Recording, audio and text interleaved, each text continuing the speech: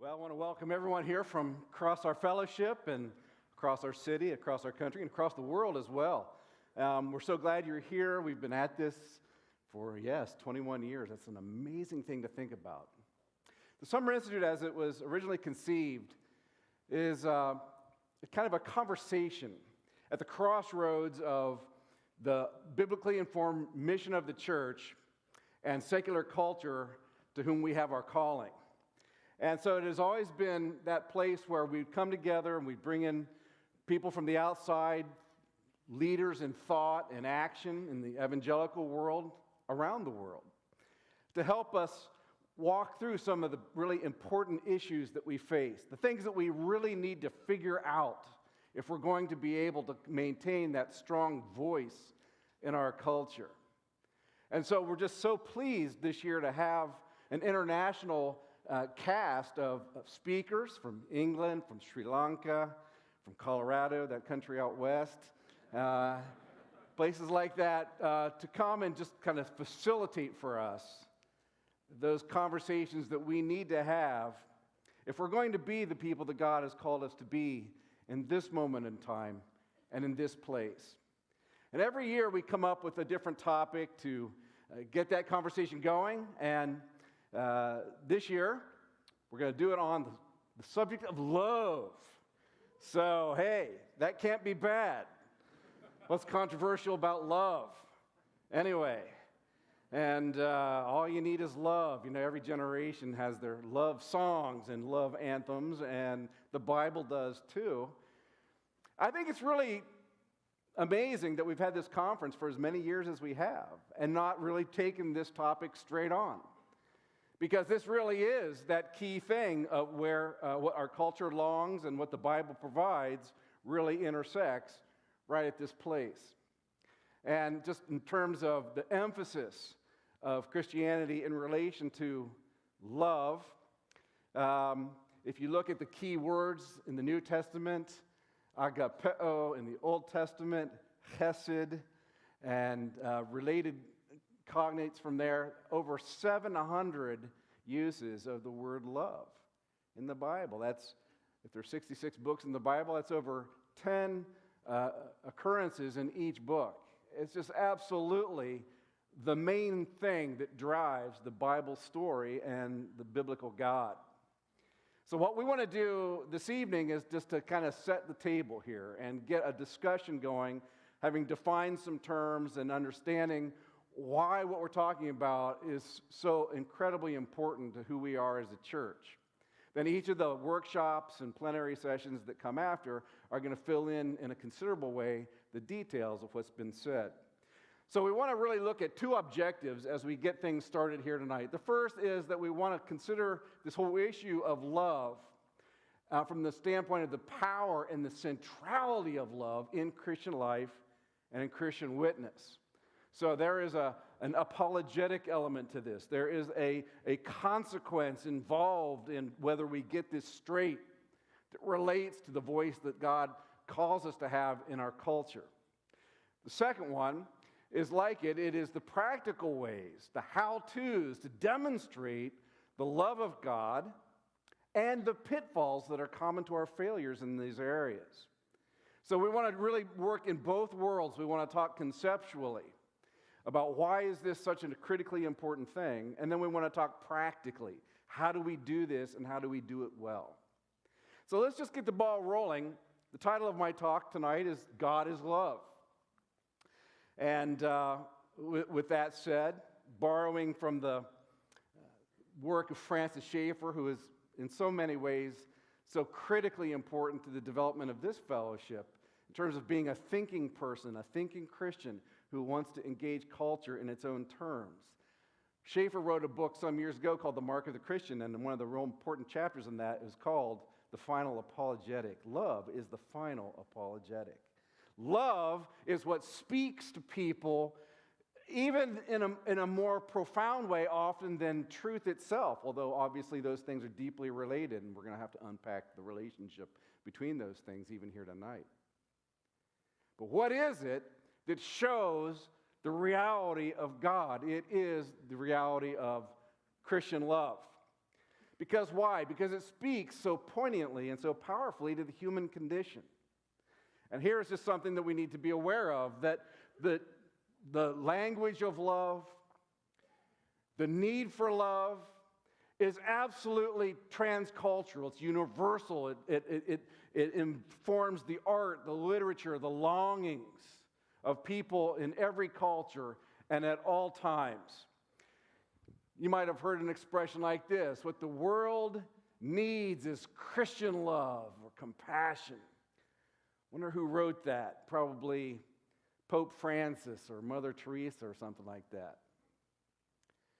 Interestingly, no.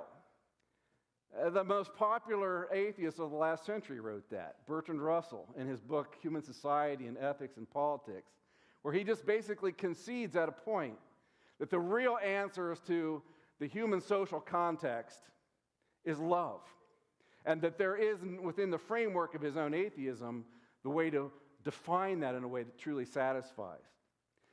In the psychological area, Erich Fromm, the psychoanalyst, wrote in his book, The Art of Loving, that a lack of love is at the root of all psychological problems.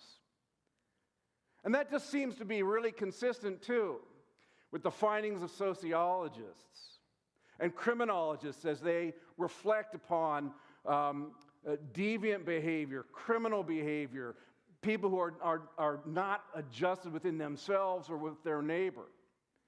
That there are deep connections between those problems that people are facing and the lack of love in their life. The absence, for instance, of a loving father figure is directly connected in criminology to criminal behavior. What we're talking about here is not a desire that is to be satisfied. We're talking about a need, something that must be met, because that is our design as creatures in the image of God. And so, because of the universal need for love, there will always be common ground for effective Christian communication. There will always be a place for us to talk. There will always be a felt response as we are obeying with integrity and authenticity the call to love as the Bible describes it. Because in doing so, we are speaking that deep felt need, that language that is universal and cross-cultural. And so, without the biblical framework for love, and outside of a relationship with He who is the source of all love, the people of our culture will always be in tension between their own deep human desires to have a satisfying love relationship and the experience that they have in this world and their own secular worldviews that really cannot incorporate in a satisfying way the reality of what they know they need from within. And so there is a tension with everyone that we're interacting with, no matter who they are, no matter what their credentials, no matter how much they seem, perhaps, to have it together in a deep and fundamental way. Anyone outside of a living relationship with the God who is love is at a deficit and is at tension within themselves. I really like the way that Alan Bloom, the author of The Closing of the American Mind some years ago, put it. As he was noticing the university students at the University of Chicago, where he taught literature, and over a period of many years began to just see that as a biblical view of humankind and human society was fading, that the human cost was extraordinary. And so he writes, there is a quest, but ever more hopeless, for arrangements and ways of putting the broken pieces back together. He says, the task is equivalent to squaring the circle because everyone loves himself the most, but wants the others to love him more than they love themselves. Well, how well said. That is the dilemma of our culture. Our culture tells us, go out and find love like it's a conquest. Go out there and find that person and make them that one who's going to have that role in your life to meet that deep need for love. And everyone, all out there looking for the other to do something for them, ends up in a very predatory environment. Ends up in a place where everyone walks away unfulfilled, unsatisfied.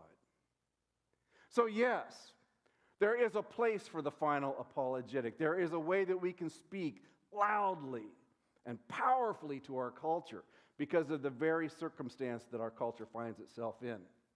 What I want to do this evening in a brief way is to talk about the meaning of love as the Bible defines it, the message of love as the gospel declares it, and the mission of love that God calls, or Christ calls his disciples to. So those three things, beginning first then with the meaning of love. Let's define our terms. What is it that we mean exactly when we say God is love, as John affirms in 1 John chapter 4 and verse 16? This term love, agapeo, as it's used in the New Testament, was a term that was not in broad currency in the first century Roman world. It was a known term, but not referred to a lot. And I think that the biblical writers in the early church seized upon this rarely used term because they could then fill it with their own distinct meaning. In much the same way that in recent decades, in the ashes of World War II, Elie Wiesel could rise up as a survivor of the concentration camps and trying to describe their experience and the experience of European Jewry.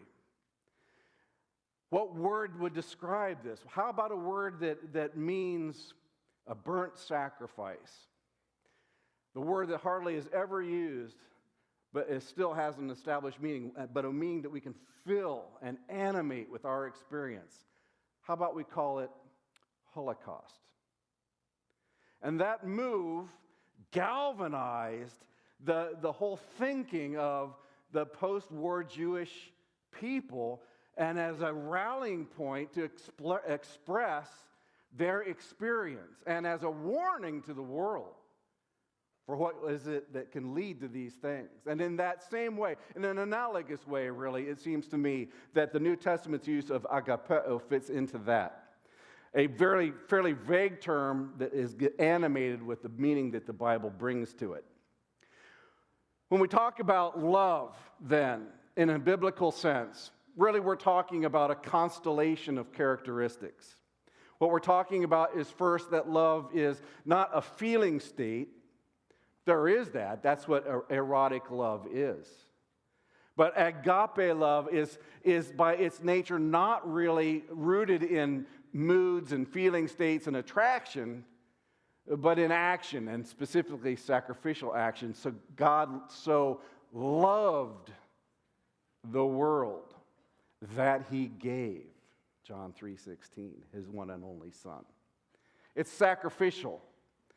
And so I like the way J.P. Phillips puts this in Making Men Whole. As he reflects on this verse, he says, God really did enter with vulnerability, he says, unarmed at our level. He really is love, not someone pretending to be love with a big stick within easy reach. When it says that God sent his one and only Son into the world, he sent him there with all the vulnerabilities of a child that grows up essentially under a political oppression in deep poverty. For many years, perhaps under the roof of a single parent, rejected by his own people. That is sacrifice that ultimately takes him, of course, to the ultimate sacrifice, the cross. For what purpose? So that he could give unmerited favor to those who do not deserve it. Romans 5 verse 8 says that while we were still enemies of God, he died for us. Enemies. And so love, as God defines it, is not something that we ever deserve. We never should ask God for what we deserve. It is what he chooses to give to us out of the abundance of who he is, a blessing that is utterly undeserved. You know, there are other religious faiths that talk, at least in superficial terms, about love. Mostly, at least in the Asian religions, it's about harmony. And love really only plays a small role, really, in that. In Islam, too, one of the 99 names for Allah, number 47 actually in the list, is love. But it is defined very specifically that Allah, or God, loves those who love him. And so it is fundamentally unique and distinctive that we find in the pages of the Scriptures, both Old Testament and New, an understanding of love that is utterly one-sided in this way. It is from God to us. And thirdly, then, that God's love is unselective. In Luke 10, the story of the Good Samaritan, in answer to this question, who is my neighbor? If I'm supposed to love my neighbor, who's my neighbor? And Jesus is just making it really clear, your neighbor is anyone who has need of you. It is utterly unselective with respect to the recipient of our love. And lastly, that there is a robust moral framework also for love, that love is redemptive, that love seeks the good of the one who is loved. And so the author of Hebrews can tell us in Hebrews 12, verse 6, that what father is there who loves his son who doesn't discipline him? Of course. Love and discipline must come together. Or as Paul says in 1 Corinthians 13, verse 6, that love does not rejoice in unrighteousness, but rejoices in the truth. Why? Because the commitment that love is to the good of the person who we love. And there's no such thing as doing right by the person we love outside of the moral and truth categories that the Scriptures bring to us. And so that is, in a broad sketch, I guess, really, when we talk about what is the word, what are we really talking about? We're talking about love that fits along these lines. And now, just again, sort of from the standpoint of how to speak to our culture. And why does this matter? Because what most people believe in our culture actually eliminates the very possibility of this thing that they seek. The possibility of love has very narrow parameters. What kind of world has to exist for there to be love? Well, at least three things come to mind. There are probably more. But the first is that reality, who we are as individuals, what the world is about, has to be inherently personal. That love is relational. It is not merely a bag of chemicals moving toward another bag of chemicals for the sake of reproduction or conquest or whatever it is, survival. That love is a relational concept and inherently assumes the personal, that inextricably at the base of who we are as both givers and recipients of love is we are persons seeking relationship. Second, that we live in a world in which the commitment of love is entered into freely, not determined by the chemical reactions of neurobiology or hormones or whatever it is that drives mechanistic animals that are free of choice. Love is a choice. Love is a commitment that we choose to enter into. An automaton can never love. Your Stepford wife will never love you, or husband, or whatever it is. And lastly, love presumes the intrinsic value of the person who is loved. That there is something about you that is worth, not what you can do for me, not how you fit into nature or whatever, but something that is at the root of it, you matter.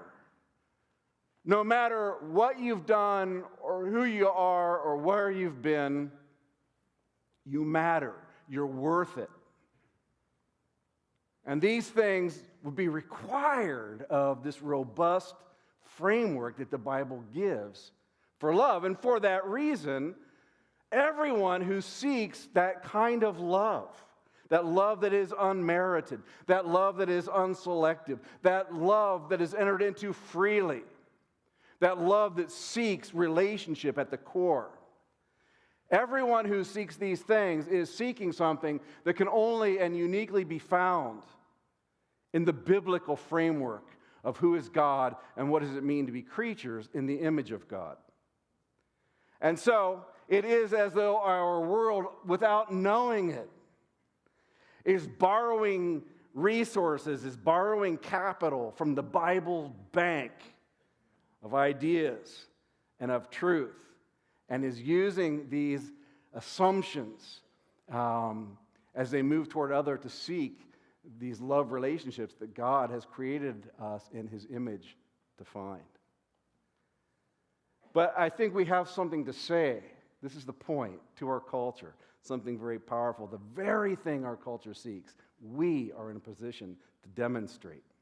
Let's talk, secondly, about the message of love. What is the message of love? It is, as the football verse says, God so loved the world that He gave His one and only Son, that whosoever would believe in Him would not perish but have eternal life. Yes, that's exactly what the message of love is. When love meets the unlovely, which is to say, you and me, there's a term for that. It's called grace. Grace is love demonstrated for the unworthy. It is that choice to sacrifice unselectedly, without merit, for the good and for the interests, the true interests of those who are, like you and me, utterly unworthy. Love, grace is love for the unworthy. In the New Testament's world, and I think pretty much in today's world as well, this idea is both foolish and scandalous. Look what Paul said to the Corinthians. He said, we preach Christ crucified. To the Jews, a stumbling block, and to the Gentiles, foolishness. Well, why is it a stumbling block to the Jews? Because it is the end of self-righteousness. That's why. The cross says no to your merit. The cross says there's nothing that you can do to earn God's acceptance. That if you were to have favor with God, it is something that entirely rests with Him, and about which you bring nothing to the table. And so for prideful, especially religious types, this is a very offensive message. To receive the love of God is to come with empty hands, asking for undeserved favor, asking for mercy. That's never going to be an easy sell to a religious mind. But Paul's not just talking to the religious mind, he's also talking to the Gentile mind, and to them, the love of Christ manifested by the cross is complete foolishness. Foolishness. Why would God incarnate Himself as a man, take on flesh, subject Himself to a creation in rebellion against Him, and submit Himself to death on a cross? And then have that corpse, after 3 days, raised from the dead. That's crazy. That's foolish. Here's the Greco-Roman mindset. E.A. Young has written an essay, this is some years ago now, called The Quest for Mercy in Late Antiquity. He's a historian. He says, classical philosophers regarded mercy and pity as pathological emotions, defects of character to be avoided by all rational men. Since mercy involves providing unearned help or relief, it was contrary to justice. Mercy is not governed by reason, and humans must learn to curb the impulse. The cry of the undeserving for mercy must go unanswered. And so, yes, we may feel some inner sympathy for one who is suffering because of their own folly most of the time. And we must just brace ourselves and harden ourselves to their cries and their pleas, and to recognize that they are getting what justice demands, and that to move towards them and to show mercy is to set the universe out of balance. You know what Jesus did when he died on the cross? He set the universe out of balance. The reality is that the grace of God is fundamentally unjust from God's perspective. He didn't deserve the death that he endured on our behalf, and we certainly do not deserve the pardon that his blood purchased. And so in this way, in the world in which Christianity emerged and thrived and has brought us to this day, both from the religious side and from the secular philosophical side, the cross of Christ, which is that central demonstration of the love of God, completely makes no sense. There is, in the cross of Christ and in the love of God, his mercy, both a judicial and a relational aspect. The judicial side grants pardon to us who are guilty. It's what we call justification. The relational side is that we have an opportunity to change where we are in relation to God. That we go from outsiders to insiders. From people who are not the people of God to sons and daughters, to children of God. And it is so fascinating when you see how God in the Old Testament really views a father-son relationship between God and the nation of Israel. Jesus really turns that on his head. And in the New Testament, you see this clearly in the Sermon on the Mount, for instance, in Matthew chapter 6. The repeated calls of Christ for his disciples to appeal to God as Father. And all of the intimacy and significance that term represents. And so when we think about being the recipients and the subjects of God's love, both in its judicial and relational aspects, I really find myself in agreement with J.I. Packer in his book, Knowing God. He has a chapter on adoption, and he simply says this. He says, adoption is the highest privilege that the gospel offers, higher even than justification. Why are we justified? For the sake of relationship, for the sake of our adoption into his family. And so here is the picture. When we say that God is love and we recognize our unworthiness, this is the message. And now we want to spend the balance of our time together bringing these pieces together, the meaning of love, the message of love, into the mission of love that God has given to us. Jesus says in John 13, verse 35, by this all men will know that you are my disciples if you have love for one another. All people will know that you're my disciples if you have love for one another. Now, I remember first reading Francis Schaeffer's book, The Mark of the Christian, and found myself deeply disturbed by this statement. He said, the church is to be a loving church in a dying culture. Upon Christ's authority, he gives the world the right to judge whether you and I are actually born-again Christians on the basis of our observable love toward all Christians. There is a test that God has given to the world. Look at the church. Look at those who name the name of Jesus Christ as their Savior and as their Lord. Should you believe them? Indeed, is what they're saying even true? Here's the living proof, right here. Where's the love?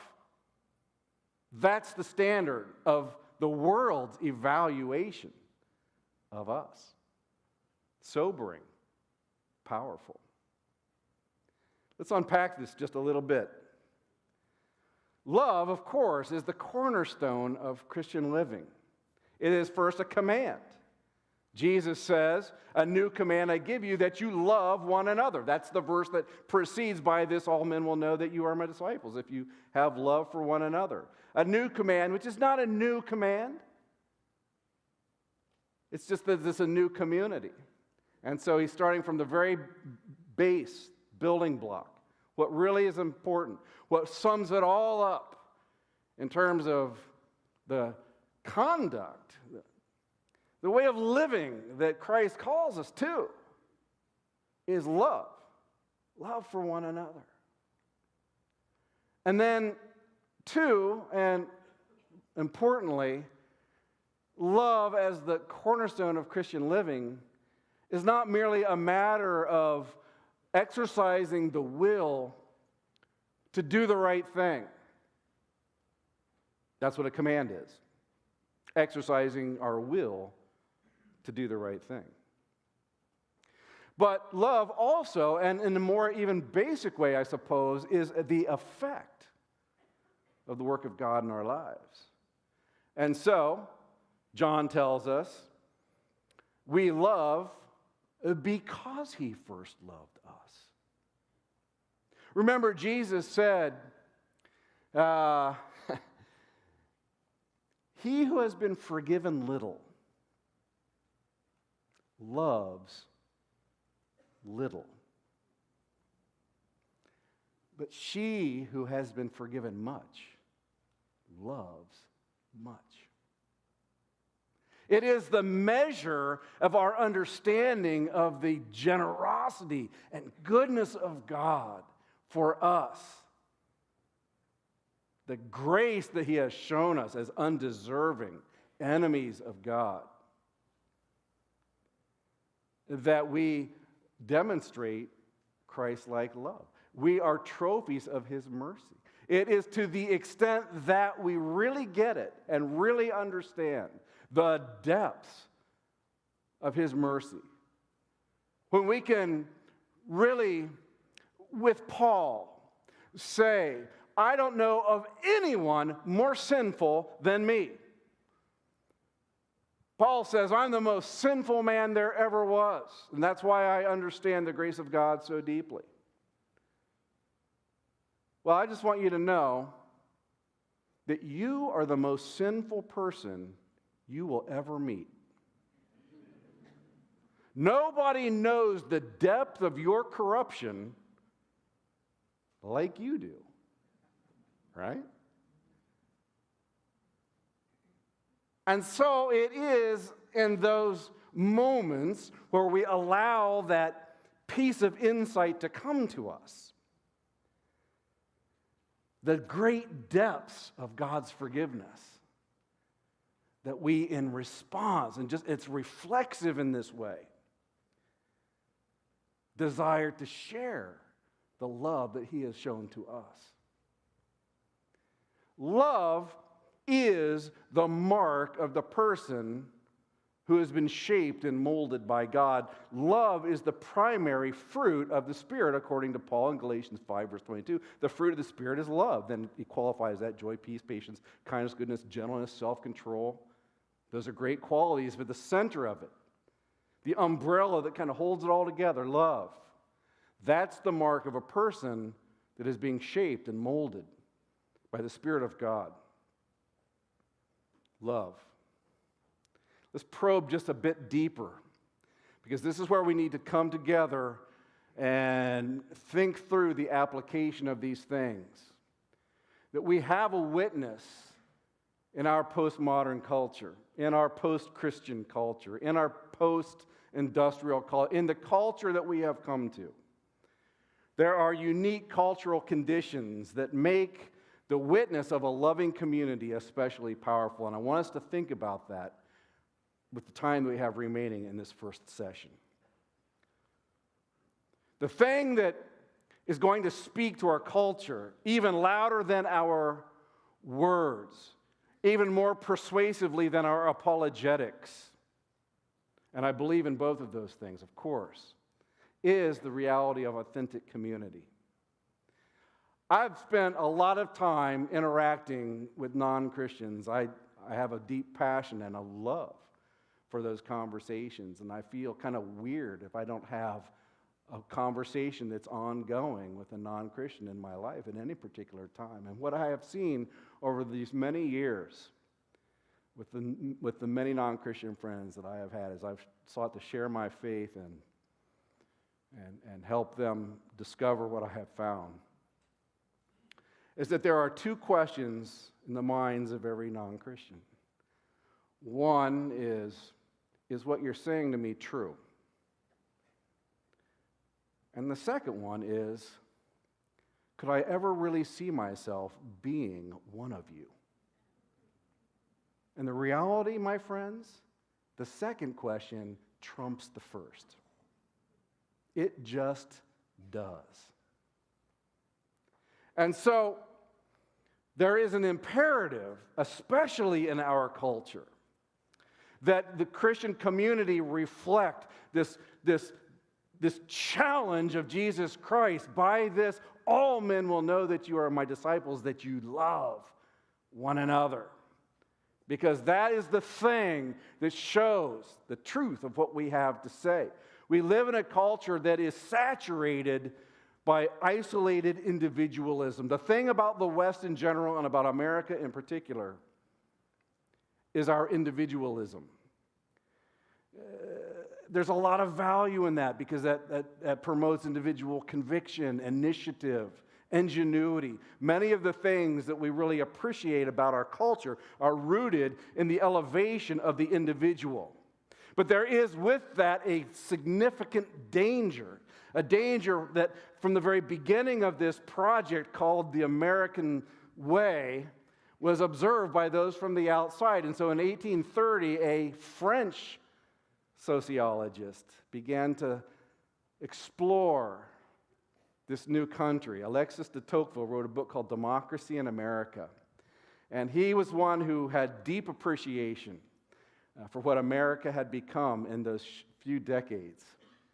But he also issued a warning that I think is deeply prophetic, even down to our own day.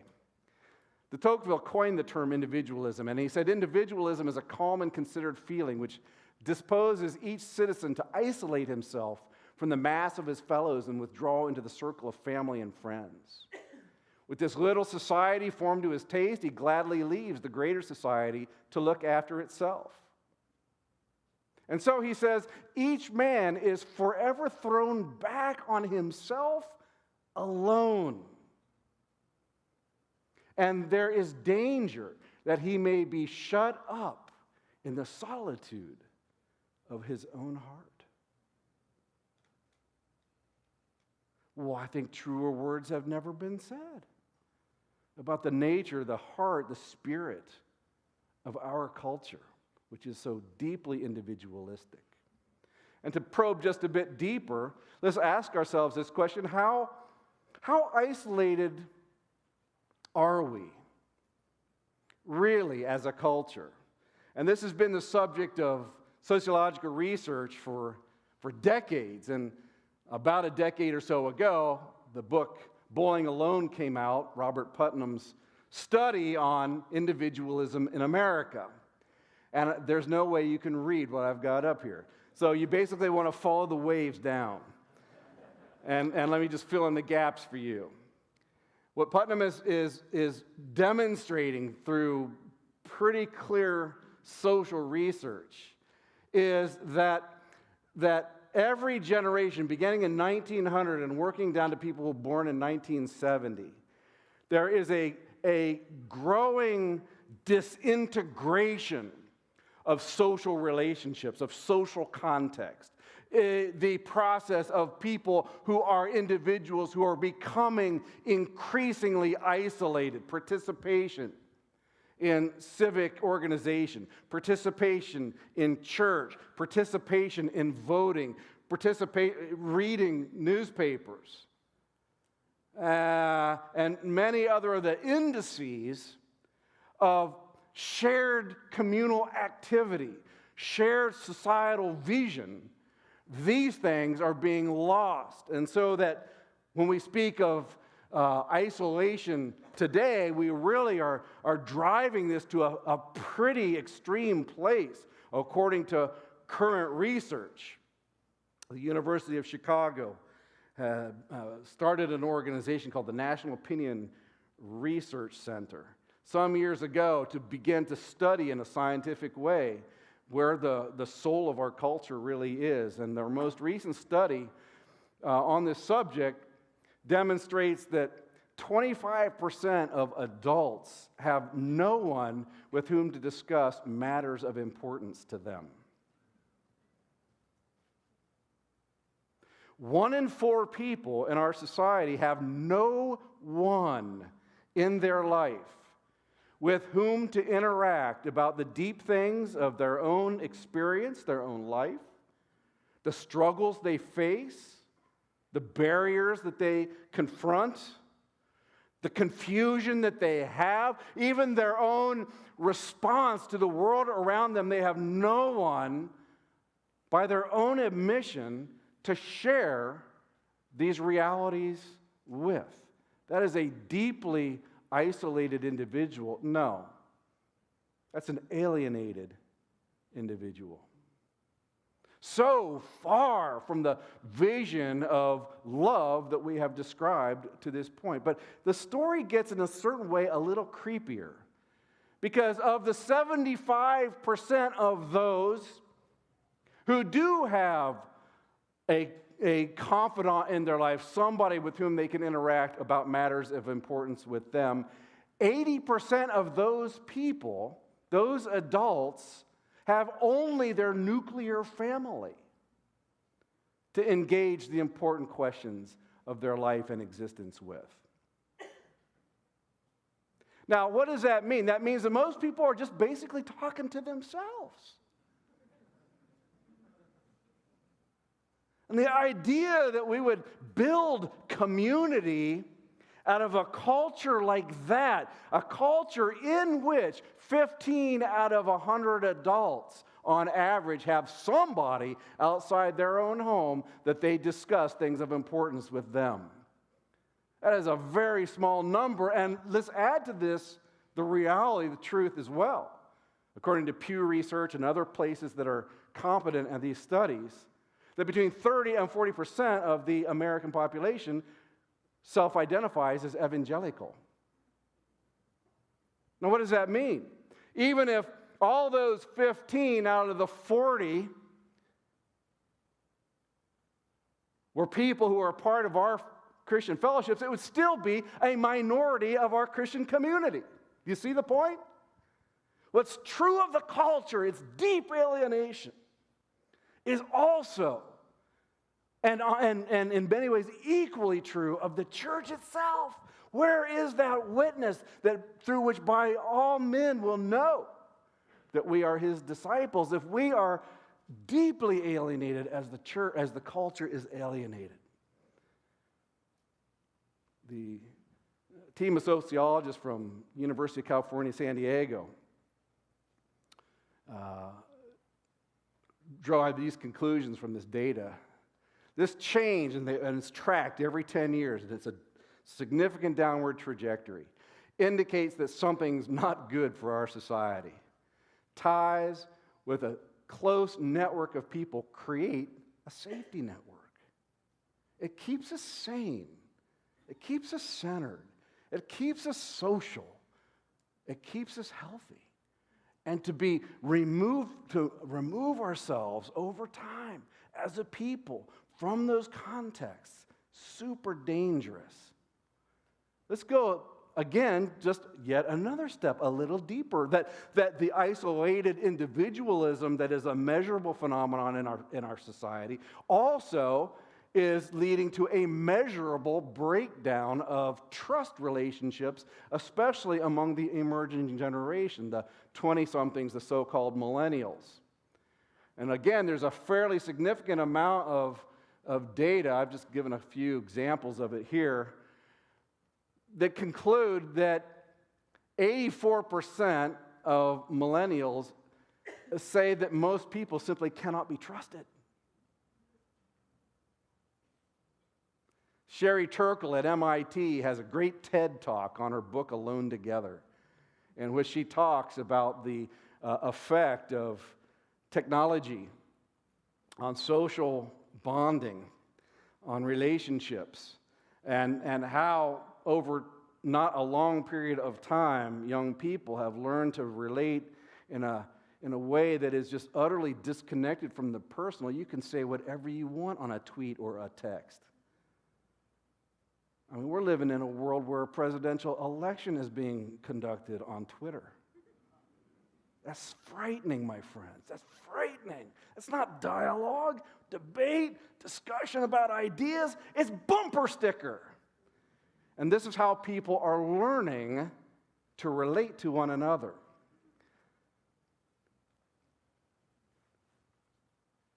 Here's a conclusion based upon this data that I find interesting from McAllister. She says, could it really be, she's comparing people who grew up in the 70s, people in my generation, with millennials, people who are in their 20s now. Could it really be that a bad economy, violence, scandals, and strife have caused this deep-seated skepticism among millennials, where 84% of them believe that most people simply are not trusted, you cannot trust them? It doesn't seem so, she says, when you consider life wasn't much different and was probably a lot worse in some respects. Some of us remember the gas lines of the 1970s and things like that.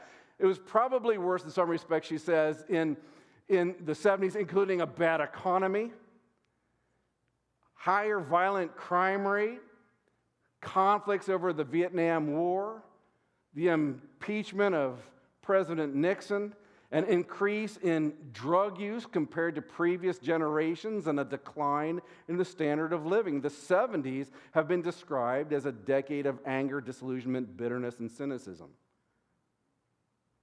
That's the problem in your life, you who have gray hair or no hair. You grew up with that.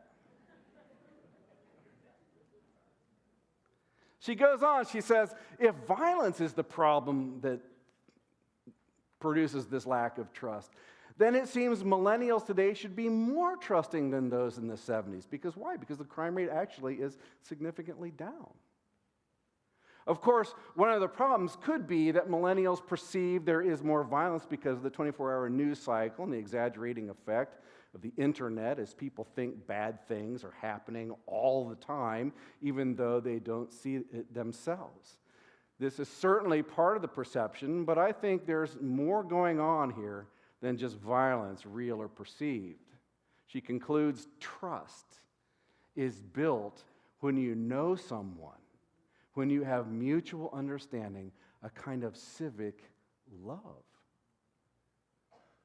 See, this completely secular thinker has her finger right on the pulse. The answer to alienation and the answer to the crisis of trust in our culture is love. That's astute. That's profound. That's an opportunity. Let's go back to our position here. I want to suggest to you this. As complicated as our culture is, and it's getting more complicated perhaps, we are becoming more and more secular as a culture, indeed. That's measurable. We know that. But I would like to suggest to you this, that the biggest barrier to effective witness is not the culture at all, but it is the church itself. See, the one constant is they will know that you are my disciples, then that you love one another. That doesn't change. Even when cultures change in a significant way. First century Roman world was every bit as cynical and alienated as our own. All of the literature of the first century Roman world is just saturated with cynicism, with Juvenal's satires and things of this nature that really bring into focus the life of normal people. But it was the living witness of the early church that spoke so powerfully to this cynical and alienated generation. Tertullian, the father of the second century church, put it this way very famously. He says, "It is our care of the helpless, our practice of loving kindness that brands us in the eyes of many of our opponents. Look," they say, "look at how they love one another." Oh yeah, it's that. It's the evidence of Christian love that just cuts through like a hot knife in butter. The cynicism, the despair that so characterizes our day and sensitizes that deep thing within that everyone is seeking. Love that is without condition, without merit, that accepts me fully for who I am, where I am. Everyone needs that love. So our question is that what comes to most people's minds when they think about the church today? If we had a thing where we went out to the university campus or down in the business district or Broad and High or something like that, a little survey, it's one question survey. The word that comes to my mind when thinking about the church is blank. What would it be? Just going to hazard a guess? Probably not love. Probably not. Probably narrowly defined moral codes, intolerance, things that are both true and caricatures of the church. But we are not doing a great job of being the people that God calls us to be to accomplish the task that He has called us to accomplish. And we just really need to think about that question. The world has a right to give the negative verdict to the church because Jesus gave it to them. And it is only within our power to change that. That's the one thing we can do. Let's think about that. What is the church, after all? The church is a household. We're the family of God, brothers and sisters. Do we relate to one another in that deep way? Family, loyalty, permanent love values, things that no matter who you are or where you've come from or what you did and what you're going to do, you're still my brother. You're still my brother. And there's that loyalty and affection that comes. The church is the body, an organic, living network of interrelatedness and interdependence. In an individualistic culture, we surely say the eye can say to the hand, "I have no need of you." But the Christian must agree with Paul and say, no. All of the members matter. We are mutually interdependent. I need you in the same way that you need me. And it is being caught up in the value system of our culture that celebrates the individual in isolation from the body that is crippling the witness of the church and the process of maturity, producing Christians who bear love as the fruit of the Spirit.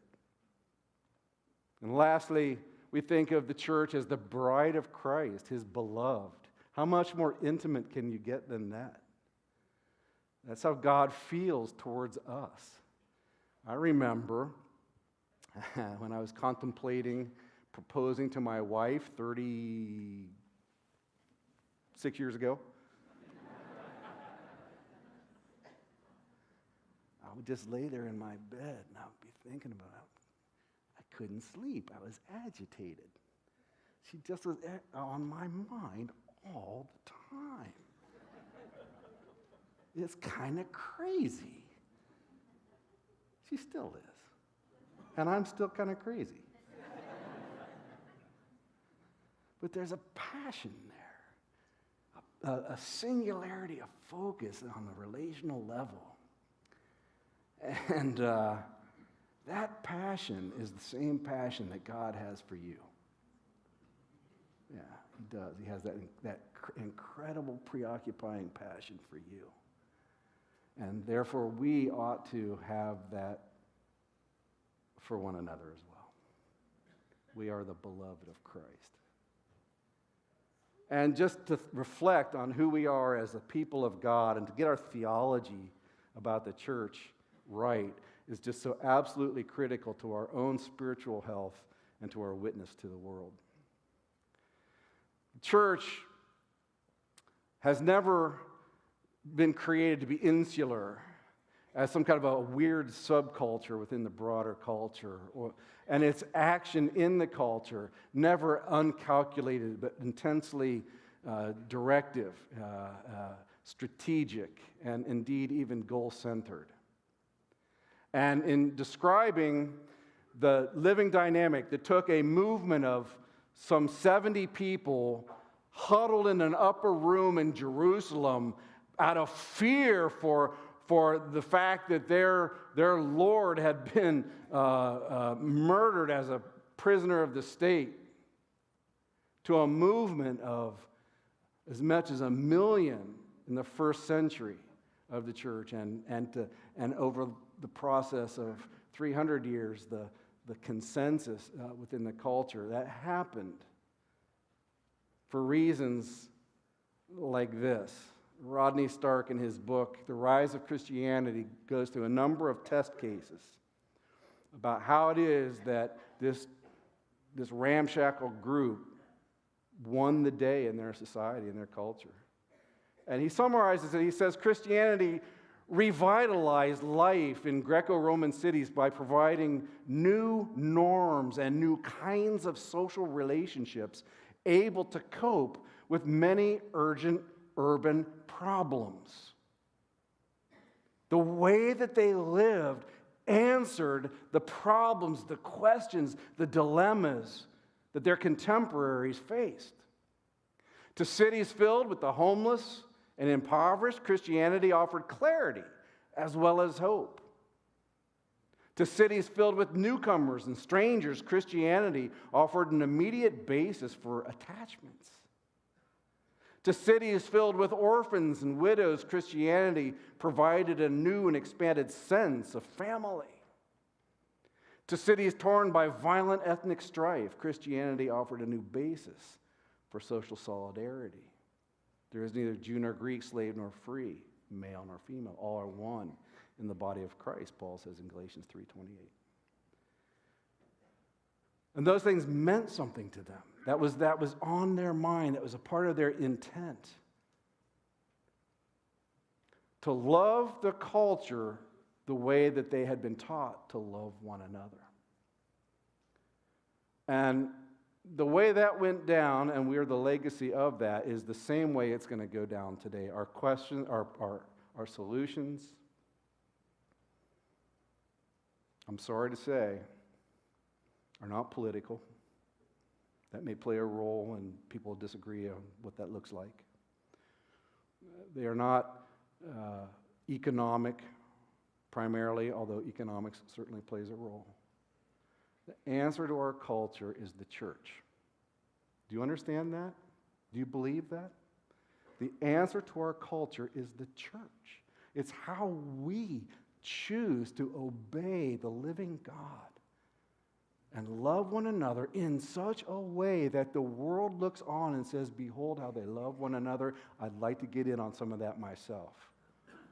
Do we believe that the love of Christ has the same transformative effect today that it did in those early centuries of the church? Do you believe that? Have you just caved into the same cynicism that seems to be governing the rest of our society? There's no hope, so I'll just retreat into the world of my own private concerns. That's tragically the way, unfortunately, the majority of Christians live their lives. We've got to be different.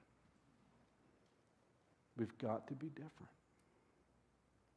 That's really what this conference is all about. We want to provide some framework, some practicals about what does it mean to really be this robust community of Christ followers who love one another in such a way that the world steps back and takes notice and says, behold, how they love one another.